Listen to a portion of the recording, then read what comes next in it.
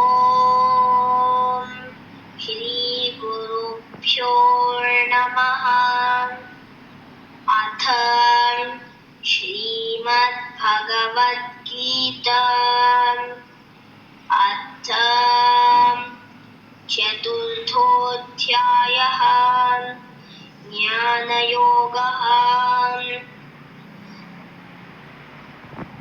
यदा यदा हि धर्मस्य ग्लानिर्भवति भारत अभ्युत्थानमधर्मस्य तदात्मानं सृजाम्यहम्।